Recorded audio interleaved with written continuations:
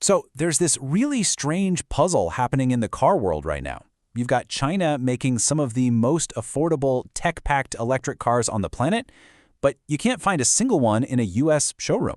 Today, we're going to figure out why. All right, let's get into it.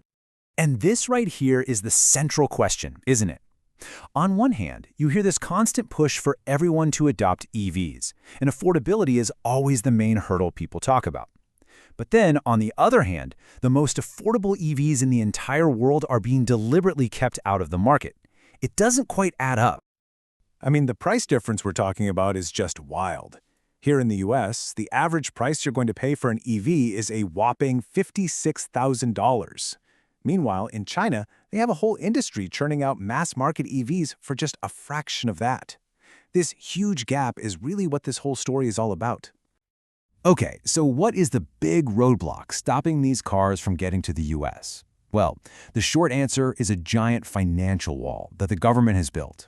It's a policy wall, and it's designed to be pretty much impossible to climb over. So let's do a quick refresher on what we're talking about. A tariff is basically just a tax on stuff that's imported from another country. The goal is pretty simple. Make the foreign products more expensive so you'll be more likely to buy things made right here at home. The idea is to protect local jobs and businesses.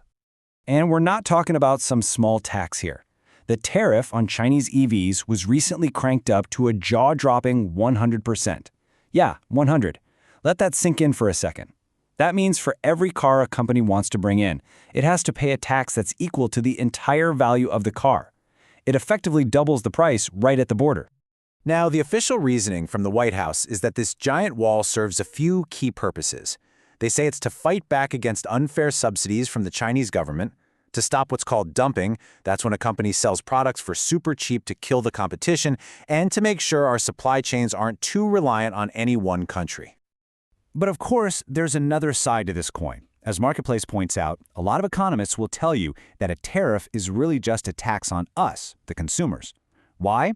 Well, because that company importing the car isn't just going to eat that huge cost. Nope, they're going to pass it right along to you in the final sticker price. So all of this puts the American car buyer in a really tricky spot. You're basically caught in this tug of war between your wallet and, a sense of patriotism. It's a tough dilemma. And look, if you just ask people straight up, the feeling seems pretty clear. New polls show that most Americans, a solid majority, say they'd rather buy a car that was built right here in the US. But this is where it gets really interesting, because it kind of puts a price tag on that patriotism. About 2/3 of Americans say they'd pay an extra $500 for a US-made car. But check this out. Even if you jack that up to $10,000 more, a majority, 53%, still say they'd pay it. So the preference is strong, but you can see that loyalty starts to get tested as the price goes up. And here's the real kicker. That patriotic advantage, it's shrinking. And it's shrinking fast. The same polling shows that in just the last year, there's been a double-digit swing of people who would now pick the cheaper Chinese option. When household budgets get tight, that price tag starts to matter. A lot. This quote just says it all. It shows you the insane cost advantage we're talking about. Some experts are saying that these cars are made so cheaply that even with that crippling 100% tariff, even after literally doubling the price, they could still be cheaper than almost any other EV you can buy in the US today. That's just wild. So with this obvious demand for affordable EVs, you'd think American car companies would be racing to fill that gap, right? Well, not exactly. Turns out they're taking a very different road, and it's one that's protected by this policy moat. And really, it comes down to simple business. If you're protected from low-cost competition, there's not much incentive to get into a street fight over low-profit, affordable cars. So instead, U.S. automakers have just doubled down on their cash cows, huge, profitable pickup trucks and high-end SUVs. Believe it or not, this whole strategy is nothing new. It actually goes all the way back to a bizarre trade spat in the 1960s over frozen chicken. Seriously. It led to a 25% tax on imported trucks that's still around today. People call it the chicken tax, and it's a huge reason why Detroit has owned the super profitable American truck market for decades. So you've got this perfect storm, right? The chicken tax basically turns the truck market into a fortress of profitability. On top of that, legacy car makers have huge costs like pensions that their newer global rivals just don't have. So a lot of folks argue that without these protective walls, it'd be really tough for them to compete globally.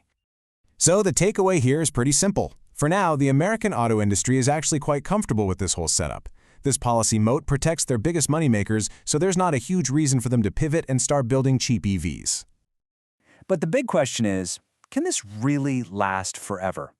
A lot of experts think a major showdown is coming, and that the big tariff wall, well, it's already starting to show some cracks.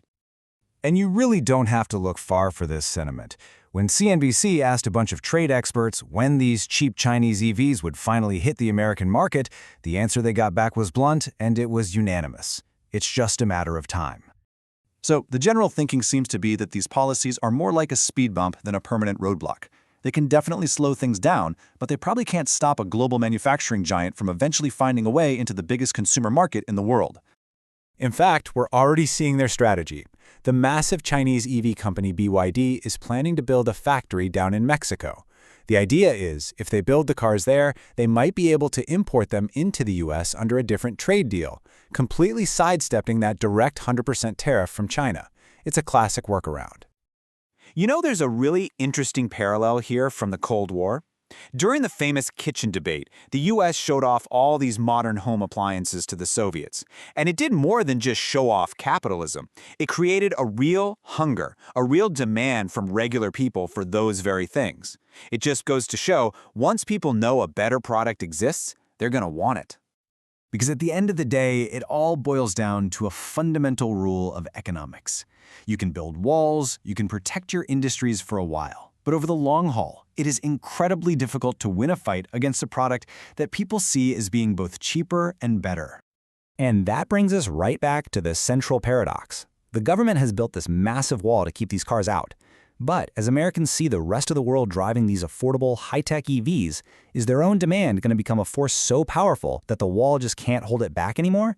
That's the real cliffhanger for the future of EVs in America.